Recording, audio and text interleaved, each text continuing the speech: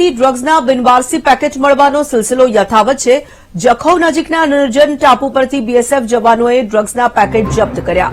બીએસએફના જવાનોએ ડ્રગ્સના 10 જેટલા પેકેટ જપ્ત કરી આગળની કાર્યવાહી હાથ ધરી છે।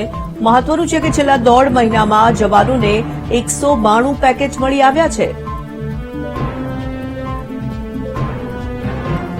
નિર્જન ટાપુ પરથી ડ્રગ્સના 10 પેકેટ જપ્ત કરવામાં આવ્યા છે। કચ્છના દરિયાકાંઠેથી ડ્રગ્સના બિનવારસી પેકેટ મળવાનો જે સિલસિલો છે તે યથાવત જોવા મળી રહ્યો છે।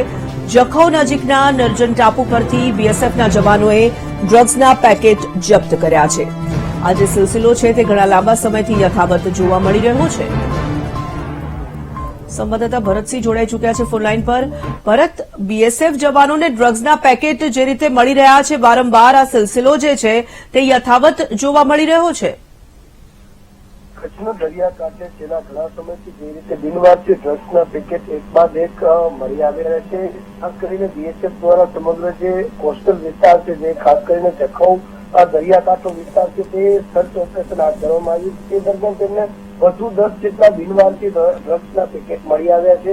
આપણે જણાવી દઈએ કે આ જે મળી આવેલા ડ્રગ્સ પેકેટ છે તે પણ અગાઉ મળેલા ડ્રગ્સના પેકેટ જેવા જ જોવા મળી રહ્યા છે કે અંદાજે 1.5 મહિનામાં 192 કિલો અથવા તો 192 જેટલા પેકેટ ડ્રગ્સના બીએસએફને સર્ચ ઓપરેશન દરમિયાન મળી આવ્યા છે, જેની આંતરરાષ્ટ્રીય કિંમત કરોડોની ઉપર છે। પરંતુ જે રીતે સમગ્ર વિસ્તારમાંથી અલગ અલગ નિર્જન ટાપુ પરથી આ પ્રકારના ડ્રગ્સના પેકેટ મળી આવી રહ્યા છે, તેને લઈને વિવિધ સુરક્ષા એજન્સીઓ પણ હાલ એક્શન મોડમાં જોવા મળી રહી છે। ધન્યવાદ।